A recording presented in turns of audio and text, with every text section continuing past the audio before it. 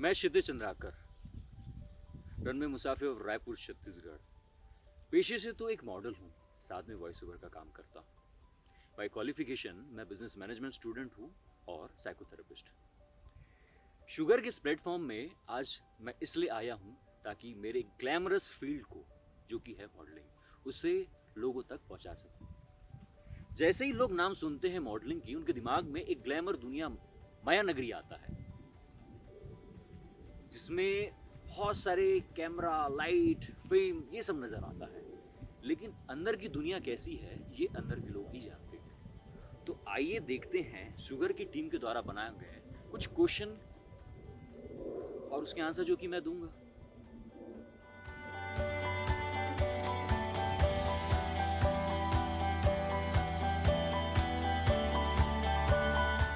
Model, मेरे नजरिए से मॉडल एक ऐसा शख्स होता है जो कि लिविंग मैनक्वीन होता है। जी हाँ, एक पुतला, एक डेमो पीसेस। वो एक हैंगर होता है ना, जिसमें हम कपड़े लटकाते हैं। जी, हम वही होते हैं। ऐसे हैंगर जिसमें कपड़े लगाने के बाद उस हैंगर की नहीं, उस कपड़े की वैल्यू बढ़ती है। हम ऐसे मॉडल हैं या हम ऐसे डेमो पीसेस हैं जिसकी वजह से, जिनकी मौजूदगी से, जिनकी हरकतों से, जिनके हुनर से किसी भी प्रोडक्ट की वैल्यू बढ़ती है।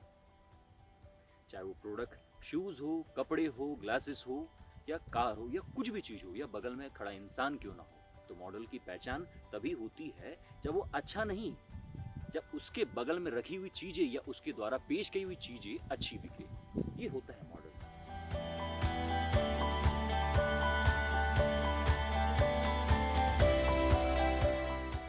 कैटेगरी तो होती है,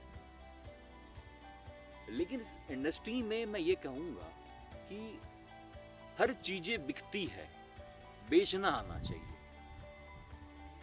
आपकी हाइट कम हो, ज्यादा हो, आप पतले हो, मोटे हो, काले हो, गोरे हो, कैसे भी हो, मेल हो, फीमेल हो, ट्रांसेक्सुअल हो, या किसी भी कम्युनिटी से बिलोंग करते हो, आप किसी भी कैटेगरी को क्यों ना रखें, लेकिन चीजें वो बिकती है जो आपको बेचने आना चाहिए। लोग अक्सर कहते हैं कि हाँ, आप बहुत लंबे हो, या आप बहुत गोरे हो, या आपकी डस्की लुक है, या आपकी आइस या आपकी फीचर बहुत शार्प है। वो एक एड ऑन करता है, लेकिन चीजें वही बिकेगी जो बहुत अच्छी हो। तो आपके पास अगर शार्प फीचर है या कुछ यूनिक पर्सनालिटी है, वो उस प्रोडक्ट के ऊपर एड ऑन करती है।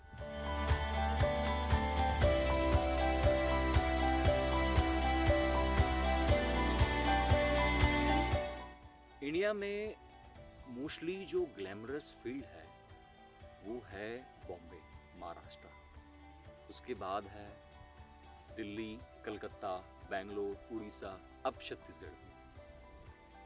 कुछ ऐसे जगह भी हैं जहां उनकी खुद की एक अलग सी मॉडलिंग इंडस्ट्री है, फैशन इंडस्ट्री है। इस इंडस्ट्री में एंटर करने के लिए हमें एक फॉर्मल ट्रेनिंग की ज़रूरत ज़रूर होती है, लेकिन एज सच कोई डिग्री वाले कोर्सेज नहीं होते हैं। जैसे कॉलेज में पढ़ाए जाते हैं वैसे कोर्स नहीं होते, लेकिन हाँ, ट्रेनिंग एकेडमी है जहाँ आपको किसी मॉडल को तैयार किया जाता है कंपटीशन के लिए या किसी फोटो शूट के लिए।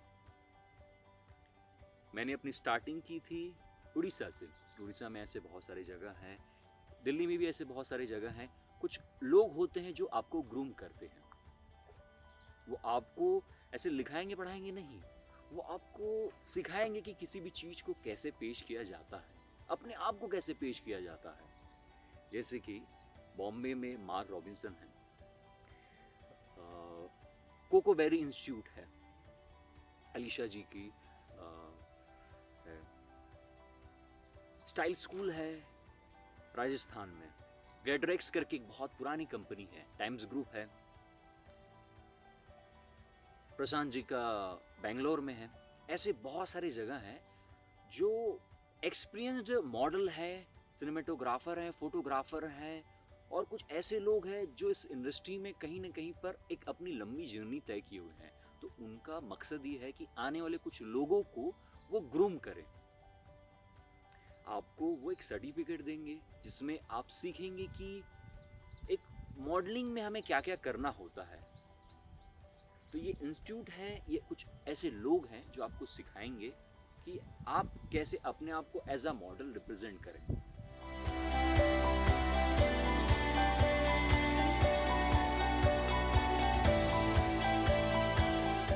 जब हम किसी कलाकार के बारे में बात करें, ये मॉडल जो होता है कलाकार ही होता है। इस कला को अलग अलग रूप में दिखाया जाता है। एज अ फिटनेस मॉडल दिखाया जाता है, एज अ रैम मॉडल दिखाया जाता है, एज अ पार्ट मॉडलिंग दिखाया जाती है। इसमें हर एक चीज़ों की अलग अलग कीमत होती है। जब हम किसी एक प्लेटफॉर्म में अपने टैलेंट को दिखाते हैं, उस टैलेंट की कुछ कीमत होती है। वैसे इस मॉडलिंग के फील्ड में भी अलग अलग कैटेगरी में मॉडलिंग होती है। जैसे आपको पार्ट्स मॉडलिंग करनी है, मतलब आपको अपने बॉडी के कुछ फीचर को शो करना है। जैसे कि आपको शूज़ के लिए करना है, शूज़ में करने के लिए आपको बाकी बॉडी के पार्ट दिखाने की ज़रूरत नहीं है, सिर्फ शूज़ है तो पर्टिकुलर उस शूज़ की मॉडलिंग होगी, उसकी प्रमोशन होगी, उसकी ब्रांडिंग होगी और उसकी कीमत उसी से स्टार्ट होगी। अगर आप किसी कपड़े के दिखा रहे हैं तो ऊपर से नीचे कपड़े के दिखाएंगे। अगर आप हेयर के दिखा रहे हैं, बियर्ड के दिखा रहे हैं तो उसके होंगे। तो इसकी जो कैटेगरी होती है प्राइसिंग की, उसके अकॉर्डिंग होती, जो कि 500 रुपीज से लेकर के 50,000, 1 लाख, 2 लाख रुपीज तक होती है। जरूरी नहीं है कोई एक प्राइस हर चीजों के लिए हो। जैसे कि कपड़े एथनिक के लिए अलग होंगे, कैजुअल के लिए अलग होंगे, स्पोर्ट्स वेयर के लिए अलग होंगे, एसेसरीज के लिए, वॉच के लिए अलग होंगे, रिंग्स के लिए अलग होंगे, ग्लासेस के लिए अलग होंगे, शूज़ के लिए अलग होंगे, बैग्स के अलग होंगे। ये कंपनी के ऊपर डिपेंड करता है कि उसकी ब्रांड वैल्यू कितनी है। उस कंपनी में काम करने वाले आपके जितने भी मॉडल, उनकी क्वांटिटी कितनी है, साथ ही उसकी ब्रांडिंग लेवल कहाँ तक है। होर्डिंग्स के लिए है तो उसकी अलग चार्जेस लगेगी, प्रिंट सेक्टर के लिए उसकी अलग चार्जेस लगेगी, ई कॉमर्स के लिए उसकी अलग चार्जेस लगेगी, सोशल प्लेटफॉर्म के लिए उसकी अलग चार्जेस लगेगी। तो चार्जेस जो है वो तय होती है उसकी ब्रांड वैल्यू और उसकी ब्रांडिंग से, और तीसरी सबसे इंपॉर्टेंट चीज मॉडल की वैल्यू से। हो सकता है अगर कोई बड़ा मॉडल है सेम चीज के लिए ज्यादा चार्ज करेगा, छोटा मॉडल है उसी चीज के लिए 500 चार्ज करेगा, वही सेम मॉडल उसी चीज के लिए 50,000 चार्ज करेगा। तो डिपेंड करता है ये कंपनी के ऊपर, ब्रांड के ऊपर, ब्रांड वैल्यू के ऊपर, मॉडल के ऊपर, मॉडल के वैल्यू के ऊपर।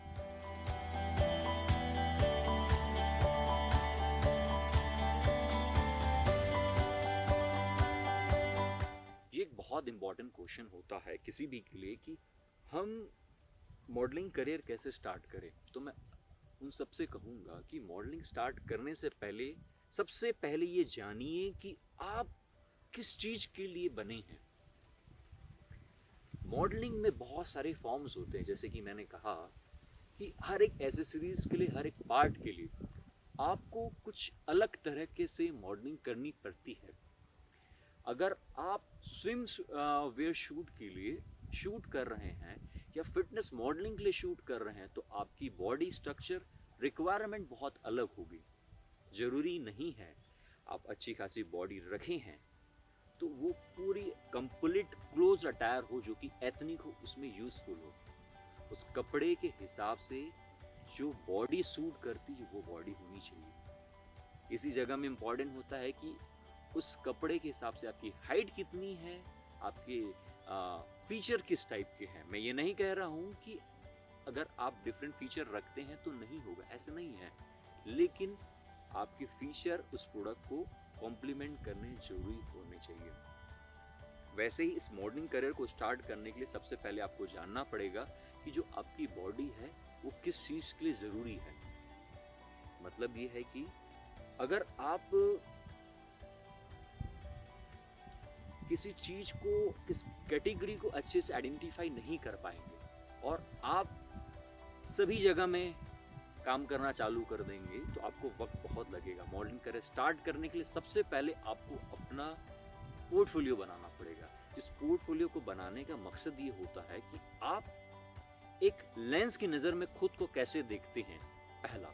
दूसरा, जब किसी भी चीज़ की प्रेजेंटेशन आप करते हैं तो आप जानते हैं कि आप कैसे दिख रहे हैं, लेकिन उस प्रोडक्ट के साथ आप कैसे दिख रहे हैं ये आप उस पोर्टफोलियो के दौरान जानेंगे। तो उस पोर्टफोलियो में आप एक मेकअप आर्टिस्ट के साथ, एक फोटोग्राफर के साथ, एक सिनेमेटोग्राफर के साथ, एक फैशन डिज़ाइनर के साथ, एक कॉस्ट्यूम डिज़ाइनर के साथ, एक आर्ट डायरेक्टर के साथ, ऐसे बहुत से एक टीम होती है 20 से 25 लोगों की, उसके साथ आप पोर्टफोलियो बनाते वक्त आप कुछ चीज़ों को सीखते हैं कि कैसे अपने आप को प्रेजेंट करें। तो मॉडलिंग करियर स्टार्ट करने से पहले सबसे पहला स्टेप होता है कि एक पोर्टफोलियो बनाना, और उस पोर्टफोलियो बनाने के दौरान खुद को आइडेंटिफाई करना कि हाँ, हम इस कैटेगरी में सूटेबल हैं।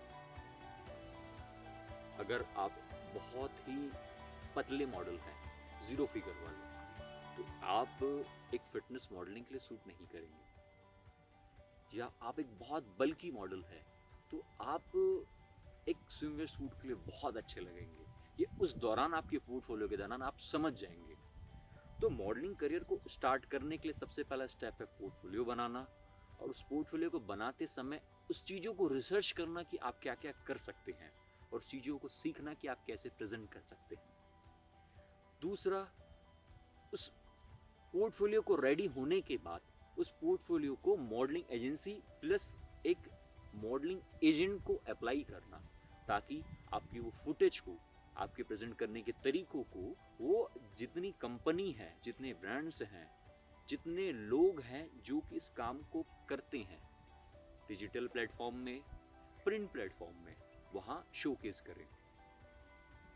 तो 2 सिंपल से स्टेप है।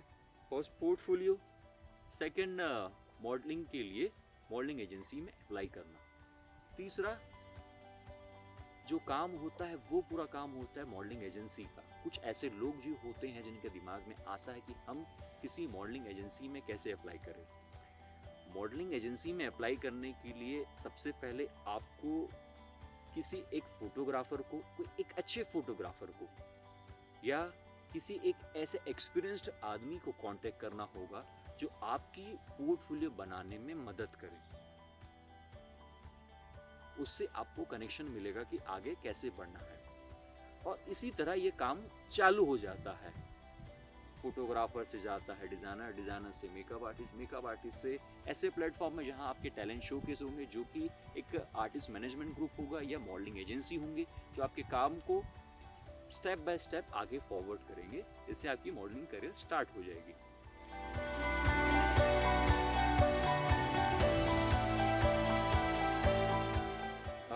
ये बात जो है बहुत हद तक सही है, लेकिन पूरी तरह से सच नहीं है,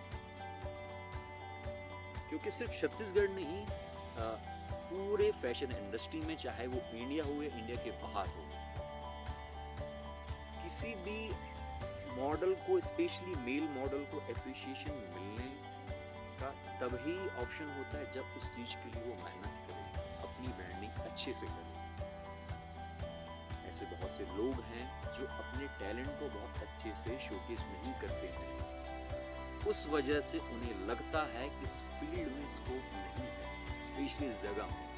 छत्तीसगढ़ अभी ग्रोइंग स्टेज में है। अगर हम कंपेयर करें बॉम्बे की, या फिर दिल्ली की, या कलकत्ता की, या बेंगलोर की, या राजस्थान की, या किसी भी जगह की, छत्तीसगढ़ एक ऐसी इंडस्ट्री है जो कि अभी नई स्टार्ट हुई पिछले 4 साल में।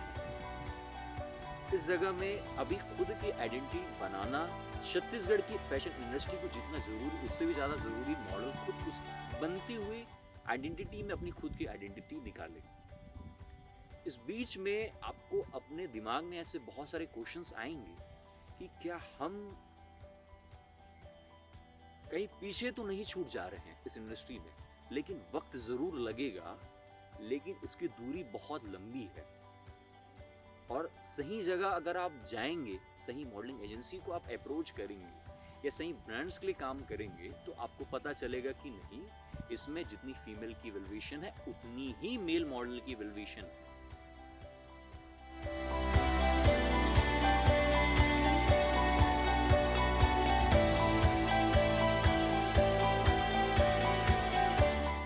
देखिए, इसमें ऐसा है कि किसी भी आर्टिस्ट की सही कीमत तो कभी निकाली नहीं जा सकती। एक फोटोग्राफर उसी चीज़ों के लिए बहुत कम दाम में कर सकता है और वही फोटोग्राफर उस चीज़ के लिए पूरी आपकी संपत्ति ले सकता है। वैसे ही अगर हम मॉडल की बात करें, वो भी सेम है। अगर वो प्रमोशन करने के लिए किसी से 1000 रुपये भी ले सकता है तो किसी से 10 लाख रुपए भी ले सकता है। तो इस चीज़ की कहना कि वो जितना डिज़र्व करते हैं उनको मिल पाना, ये तो बहुत मुश्किल है कहना।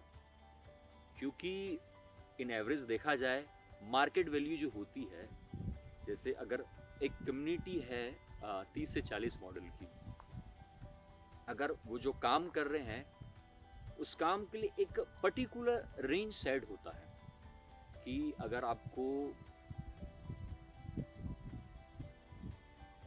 होर्डिंग शूट करनी है, होर्डिंग शूट करने के लिए एक पर्टिकुलर प्राइस टैग रहता है, उस रेंज में आपको काम करना होता है। वो रेंज आपको मिलेगा, डेफिनेटली मिलेगा, लेकिन हमेशा जो एक्सपेक्टेशन बहुत ज़्यादा होते हैं कि नहीं उसने कुछ ज़्यादा चार्ज किया या मैं ज़्यादा डिज़र्व करता हूँ, ये क्वेश्चन हमेशा रहेगा। लेकिन आपने जो मेहनत किया है उसकी आपको कीमत तो ज़रूर मिलेगी, लेकिन अगर सही जगह में आप नहीं हैं, उस जगह में आपको दिक्कतें होगी।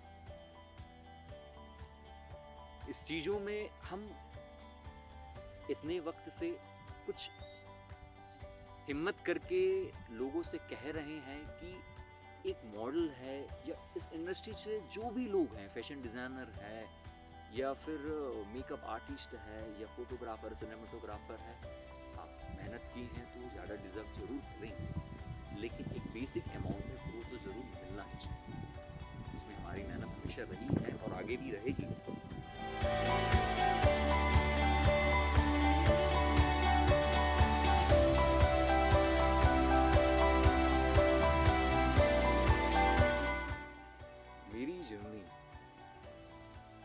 मेरी जर्नी तो बहुत ज़्यादा लंबी नहीं है, लेकिन कुछ वक्त हो गया है। मैंने स्टार्ट किया था मॉडलिंग दिसंबर 2015 से लेकर के अभी जहाँ तक हूँ मैंने जब मॉडलिंग स्टार्ट किया था तो मुझे नहीं पता था कि मैं मॉडलिंग करने वाला हूँ। मैं हर एक शख्स की तरह वैसे ही देखता था कि एक मॉडलिंग की जो दुनिया है, ये ग्लैमरस वर्ल्ड है जो देखने से चकाचौंध लगती है, दूर से तो बहुत अच्छा लगता है। तो मन में हमेशा एक ख्याल आता था कि हाँ, हम किसी चीज़ के लिए बने हैं या हम कुछ कर सकते हैं, लेकिन हमारे पास प्रॉपर गाइडेंस नहीं थी कि हमें क्या करना है या किसके पास जाना है। तो कभी हिम्मत नहीं करते थे कि किसके पास जाएं या मॉडलिंग एज अ करियर एक ऑप्शन हो भी सकता है कि नहीं। मुझे याद है मैं कॉलेज में था, कॉलेज में अक्सर लोग कहते थे कि आपको मॉडलिंग ट्राई करनी चाहिए या कुछ एक्टिंग प्रोफेशन में जानी चाहिए। मुझे लगता था कि लोग तो बोलते हैं क्योंकि उनका काम है कुछ ना कुछ कहना कि आप ये कर रहे हैं या वो कह रहे हैं, लेकिन वो बोल के तो चले जाएंगे, लेकिन आपको कैसे स्टार्ट करना है आपको खुद को नहीं पता है। आपको अगर एक पेंटर बनना है, वो आपको कह दें कि आप एक अच्छे पेंटर बन सकते हैं, लेकिन जब तक वो आपको एक ब्रश से, एक कैनवस से इंट्रोड्यूस नहीं कराएंगे कि कैसे पेंटिंग करना है, तब तक आप एक आर्टिस्ट नहीं बन पाएंगे। वैसे ही मुझे बिल्कुल भी नहीं पता था कि करना क्या है। एक ऐसा एक घटना हुआ, एक मैन हंट था उड़ीसा में, रिलायंस ग्रुप के द्वारा ऑर्गेनाइज था। कुछ आर्टिस्ट मिल करके एक मैन हंट किए थे जिसमें 200 लोग थे, 200 लोगों में जाना था। सुबह सुबह मैं अपने कुछ दोस्तों के साथ गया था क्योंकि वो उस मॉडलिंग हंट में जा रहे थे।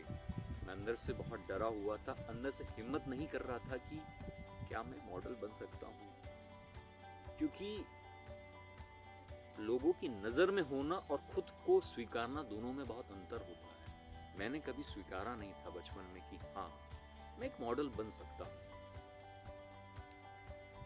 जब उस शो में गया तो शो में एक मॉडल की कमी थी, तो किसी ने मेरा नाम दे दिया। मैं नहीं था, मेरे अंदर उतनी हिम्मत नहीं हुई थी कि उस शो में मैं जाऊं। बाहर खड़ा ज़रूर था, लेकिन दूसरों को देख रहा था कि वो सब काफ़ी एक्साइटेड हैं, काफ़ी तैयारी की है, उनके साथ उनके मेंटर हैं। मैं बस अपने दोस्तों के साथ गया था जो मॉडलिंग करना चाहते थे। मुझे नहीं पता था कि मैं क्या करना चाह रहा हूँ। मेरे एक सीनियर थे, उन्होंने मेरा नाम दे दिया उसमें। मैं आया तो बोले कि क्षितिज तुम्हारे नाम से मैंने रजिस्ट्रेशन कर दिया, रजिस्ट्रेशन फ़ी दे दिया है, तुम जाओ। अब मेरे पास तो कुछ कपड़े भी नहीं थे, तो मैंने इधर उधर से थोड़ा अरेंजमेंट करके किया। और शो में कुछ 4 राउंड थे। फर्स्ट राउंड मैंने क्लियर कर लिया, सेकंड राउंड भी क्लियर कर लिया। थर्ड राउंड में जब क्लियर किया तो उसमें मेरे पास कपड़े नहीं थे, तो उस वजह से मैं आगे नहीं बढ़ पाया। लेकिन उसमें 200 लोग थे, 200 में मैं कुछ 25 के अंडर में आ गया था। तो उस दिन जब मैं रैंप में चला था पहली बार, तो लोगों की जो चीख थी, कुछ देर पहले तक कोई मुझे जानता नहीं था, मैं अनजान था लोगों के लिए। जैसे ही मैंने रैंप में एंटर किया, लोगों की आवाज़ आई, बहुत सारे कैमरा थे, उसकी जो फ्लैश लाइट आई, उस चीज़ को अगर मैं आज भी याद करूं तो मुझे वो ऐसा लगता है वो कल ही की बात थी। रैंप में चलते वक्त नहीं पता, अंदर से लगा कि यार ये वही चीज़ थी जिसके लिए मैं बना हूं, या वो चीज़ थी जिसके लिए मैं इतने दिनों से भटक रहा हूं। वो शो तो मैं जीता नहीं था, लेकिन अंदर से मुझे पता चल गया था कि मुझे क्या करना है। वहां से मेरे प्रिपरेशन चालू हुई। इस घटना को मैं कभी नहीं भूला अगले 1 महीने तक।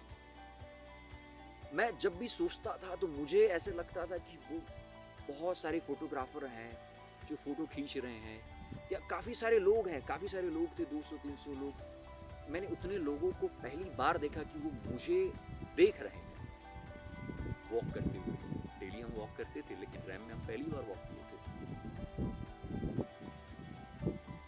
वो एक अंदर से एक प्लेटफॉर्म का एक जो नशा होता है ना, वो पहले बार आया मेरे अंदर कि नहीं यार, ये चीज ट्राई किया जाए। इसमें लगता है कि हाँ मैं जिंदा हूँ। अगर मैं कलाकार हूँ, कलाकार की पहचान तभी होती है जब वो कला को अंदर तक जिए। और मैं उस वक्त अपनी कला को भले ही 10 सेकंड के लिए जिया था, लेकिन जिया जरूर था। और मुझे अंदर से एहसास हुआ था कि मैं हाँ जिंदा हूँ। ये बात मैं जब कॉलेज आया, मुझे नहीं पता थी कि लोगों का रिस्पॉन्स कैसा था। मैं जब कॉलेज आया, मेरे जो सीनियर थे, मेरे जो फ्रेंड्स थे जो गए हुए थे, मेरे साथ 4-5 लोग थे जो गए थे, वो आकर के मेरे डायरेक्टर के पास गए। उन्हें बताया कि शो में ऐसा ऐसा हुआ कि क्षितिज वहाँ गया हुआ था और वहाँ बहुत अच्छा रिस्पॉन्स आया। तो डायरेक्टर साहब ने मुझे बुलाया कि बोले कि क्षितिज, मैं बोला जी सर, आप इस चीज़ को तैयारी कीजिए और हमारे कॉलेज में होने वाले जितने भी फैशन शो होंगे, उस वक्त हमारे कॉलेज में मैं उड़ीसा में पढ़ता था, उस वक्त हमारे कॉलेज में इस टाइप के शोज बहुत रेयर होते थे, क्योंकि किसी को पता नहीं था करना क्या है। और सर ने मुझे बोला कि क्षितिज आप तैयारी करिए, इसके लिए जो भी आपको हेल्प लगेगा एक्सपर्ट से, हम वो अरेंज करेंगे।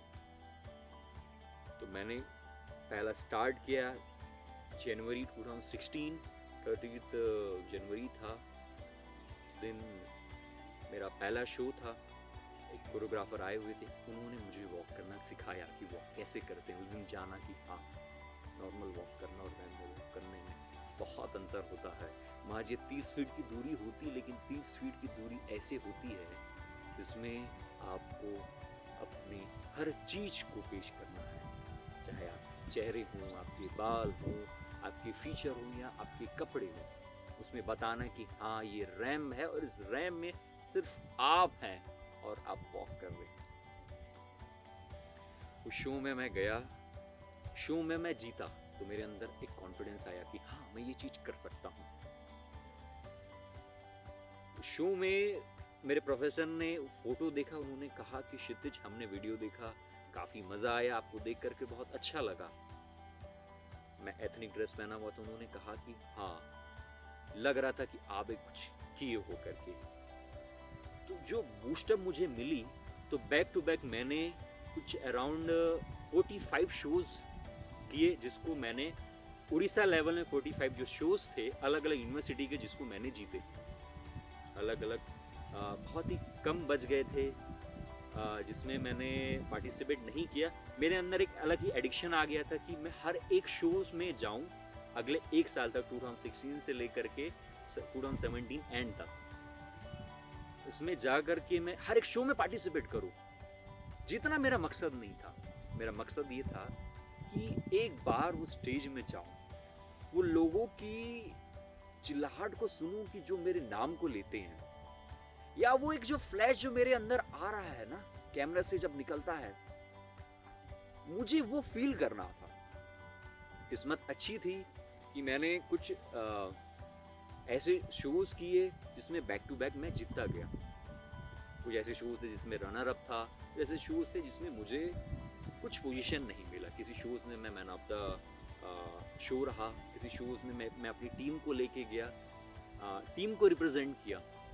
वैसे करके मेरी जर्नी स्टार्ट हुई। फिर मैंने प्रोफेसर साहब ने मुझे बुलाया कि क्षितिज, अब आप बहुत सारे यूनिवर्सिटी लेवल के शोज़ कर चुके हैं, अब इसे एक ऐसे मुकाम में ले जाइए जिसे आप प्रोफेशन में क्रिएट कर सकते हैं, एज ए करियर कर सकते हैं। तो मैंने पहला मिस्टर भुवनेश्वर का टाइटल जीता।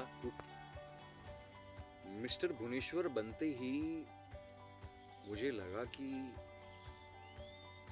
नहीं यार, ये मतलब इसको सीरियसली लिया जा सकता है काम को, क्योंकि यूनिवर्सिटी लेवल में कुछ करना या किसी कॉलेज के लिए करना वो अलग होता है, लेकिन लोगों के बीच के लिए कुछ ऐसे बड़े ग्रुप में करना वो अलग होता है।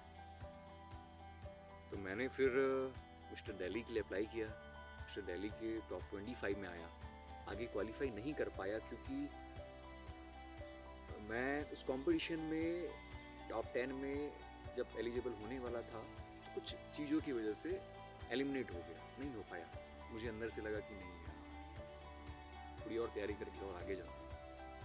मिस्टर कैलकाटा गया। मिस्टर कैलकाटा में टॉप 5 में आया और मुझे उसमें अवार्ड मिला बेस्ट वॉक का, बेस्ट मेल वॉक का अवार्ड मिला। मुझे लगा कि यही जर्नी है यार, मज़ा आ रहा है। काफ़ी सारे शोज़ कर लिए मैंने, काफ़ी मज़ा आने लगा कि यार मैं खुद से शो करता। अब तक मैंने एक साल में कुछ 100 से 150 जो शोज़ मैंने कर चुके थे। मुझे लगा कि यही है, लेकिन मुझे किसी ने बताया कि इससे पैसे भी अर्न करते हैं। मैं बोला कि यार ये कंपटीशन में कैसे अर्न करते हैं? तो मुझे सीनियर ने बताया कि ये कंपटीशन जो होता है आपके टैलेंट को लोगों तक पहुंचाने के लिए होता है, लेकिन ये मॉडलिंग नहीं है, ये बस टैलेंट शोकेस करने का एक प्लेटफॉर्म है। रात को जैसे ही डिक्लेयर होता उसके बाद काम खत्म, इसके बाद नई शो की तैयारी होती है। लेकिन मॉडल का काम वहीं से चालू होता है कि वो कैसे करे। तब मेरी लाइफ में प्रोफेशनल मॉडलिंग की करियर की शुरुआत हुई कलकत्ता से। कलकत्ता में मैंने स्टार्ट किया मॉडलिंग। वहाँ जो फैशन इंस्टीट्यूट थे, INFD और कुछ NID निफ्ट के स्टूडेंट के लिए मैंने काम करना चालू किया। उनकी पोर्टफोलियो बनाने के लिए उनके लिए मॉडलिंग चालू किया। मेरा जो काम था बहुत महज 100-200 रुपए से स्टार्ट हुआ था। मेरे लिए उस वक्त वो 100 रुपया भी बहुत कीमती था, क्योंकि वो सिर्फ 100 रुपया नहीं था। मेरे लिए वो ऐसी चीज़ थी जिसमें मैंने अपने टैलेंट को, अपने हुनर को, अपने एक आर्ट फॉर्म को शोकेस किया है, और उसकी वो कीमत थी सिर्फ 100 रुपये। वहाँ से मैंने स्टार्ट किया, से लेकर के अब तक मैंने कुछ 3 इंटरनेशनल कंपनी के लिए, 45 नेशनल कंपनी के लिए और 100 से ज़्यादा लोकल ब्रांड्स के मैंने काम किया, जिसमें बियर्डो, टूनियन गाय, रिलायंस फ्रेंड, ब्रांड फैक्ट्री और ऑनर मोबाइल जैसे कुछ नामी कंपनियां हैं कुछ लोकल ब्रांड्स है, वोल्ट पीटर के लिए रायपुर में ही शुभकामनाएं हैं, लगन वस्त्र हैं, और अलग अलग जगह के लिए मैंने टोटल 5 जगह में मैंने काम किया। बॉम्बे, दिल्ली, कलकत्ता, उड़ीसा, अब छत्तीसगढ़ रायपुर, अपनी जन्मभूमि। जिस जन्मभूमि में मैं 4 साढ़े 4 साल बाद आया। जब यहाँ आया तो यहाँ का देखा, मैं वही बच्चा था जो न्यूज़पेपर में देखता था कि यहाँ कुछ शो होते हैं, जिस शो में लोग पार्टिसिपेट करते हैं। सोचता था कि क्या मैं भी उसके लायक हूँ। जब मैंने मॉडलिंग स्टार्ट की तो उसमें अलग अलग कैटेगरी में जाना चालू किया। स्टार्टिंग तो हुई थी रैम शो से, लेकिन आखिर तक ये अलग अलग फॉर्म में बनने लग गए। ई मीडिया के लिए हो गई, ई प्लेटफॉर्म के लिए हो गई, ई कॉमर्स के लिए, प्रिंट शूट के लिए हो गई। उसके बाद मैंने स्टार्ट किया पार्ट्स मॉडलिंग, जिसमें मैं अपने हेयर्स भी देता था। मतलब किसी ब्रांड्स के लिए हमें जब अपने कुछ पार्ट्स देने होते हैं, जैसे मेरे नेल्स, मेरे फिंगर्स, रिंग्स के लिए, वॉचेस के लिए, उसमें सिर्फ मेरे इतने हिस्से जाते हैं। बियर्डो के लिए बियर्ड गए, स्ट्रेक्स के लिए बाल गए। ऐसी ऐसी कंपनियां जहां अलग अलग पार्ट्स जाता था, जिसमें जरूरी नहीं मेरा चेहरा दिखे। कुछ ऐसे आप ऐड देखेंगे जिसमें आप पहचान नहीं पाएंगे कि हाँ ये मेरे ही बाल थे पीछे से जो लिए हुए थे, या कुछ ऐसे ब्रांड के प्रमोशन जिसमें आप देखेंगे कि अरे ये मेरे ही हाथ थे, जिसमें जो रिंग है वो मेरी ही है। ऐसे करके मैंने स्टार्ट किया। तो ये अब तक की मेरी जर्नी थी, और जर्नी को शुगर के थ्रू आप सबको पेश करने के लिए शुगर की पूरी टीम को मैं बहुत ज्यादा शुक्रगुजार हूं, और उसकी पूरी टीम को तहे दिल से शुभकामनाएं देता हूं कि इसी तरह किसी भी आर्टिस्ट या किसी भी आर्ट फॉर्म को या उनकी आवाज को लोगों तक पहुंचाने के लिए जो पहल आपने किया है वो बहुत ही बढ़िया है, और आप इसी तरह आगे बढ़िए और लोगों को आगे